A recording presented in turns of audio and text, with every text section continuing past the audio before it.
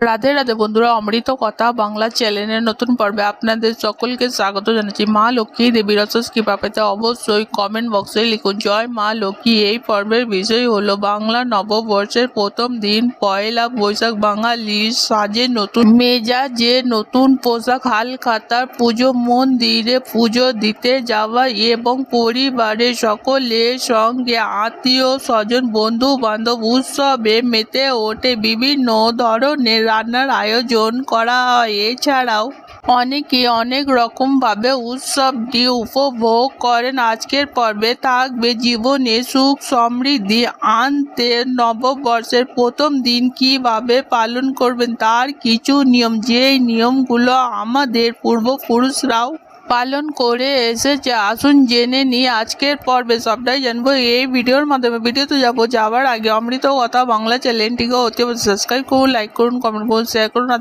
Notification ঘন্টাটি বাজিয়ে দেবেন।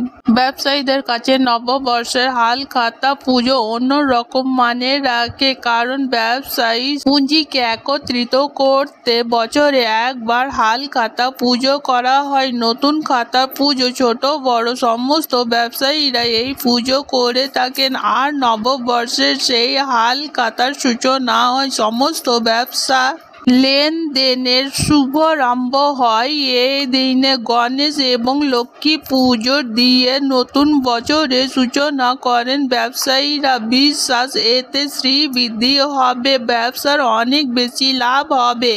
সকল দেবতার আগে পূজিত হন গণেশ দেবতা, এই কারণে বছরের প্রথম দিন গণেশের পুজো হয়। এই সময় অনেকেই লক্ষ্মী পুজো করে থাকেন সংসারে সুখ শান্তি বজায় রাখতে এবং ব্যবসায়ী সমৃদ্ধি বজায় রাখতে। নববর্ষের পুজোর পাশাপাশি লক্ষ্মী এবং গণেশের যন্ত্র প্রতিষ্ঠা করতে পারেন বাড়িতে। এটি একটি শুভ সময়। উত্তরায়ণের সময় পুজো করে নববর্ষের লক্ষ্মী গণেশ যন্ত্র অনেকেই প্রতিষ্ঠা করেন। কিছু কিছু বাড়িতে অষ্টপ্রহর হরি নাম এবং সংকীর্তন হয় সংসারে সুখ শান্তি বজায় রাখার জন্য। মনস্কামনা পূরণ করতে যজ্ঞ করা হয়, আহুতি দেওয়া হয় এবং বাড়ির চারিদিকে শান্তির জল ছেটানো হয়। বলা হয় এতে অশুভ শক্তি দূরে সরে যায়। পয়লা বৈশাখের দিন কালো সুতো বা কালো কার্ড ছেলেদের ডান হাতে এবং মেয়েদের বাঁ হাতে বাঁধতে পারলে গুপ্ত শত্রুর হাত থেকে মুক্তি পাওয়া যায়। বলা হয় শনিদেবের কুপ্রভাব থেকেও অনেকটা দূরে থাকা সম্ভব হয়। এর মাধ্যমে শারীরিক অসুস্থতা কাটিয়ে ওঠা যায়।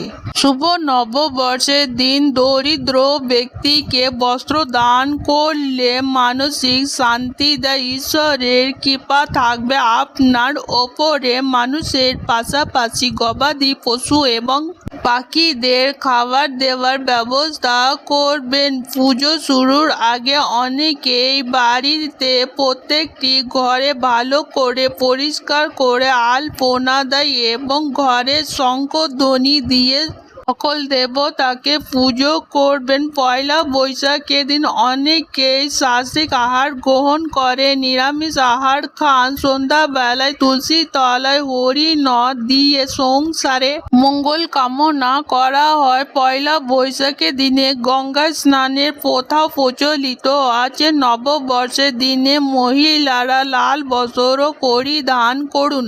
লাল রঙকে শুভ এবং সমৃদ্ধির প্রতীক বলে মনে করা হয়, তাই মা লক্ষ্মীর পুজোর সময় লাল কাপড় পরে পুজো করলে আর্থিক সমৃদ্ধি ঘটে। অন্যদিকে মা লক্ষ্মীকে পায়েসে ভোগ অর্পণ করুন।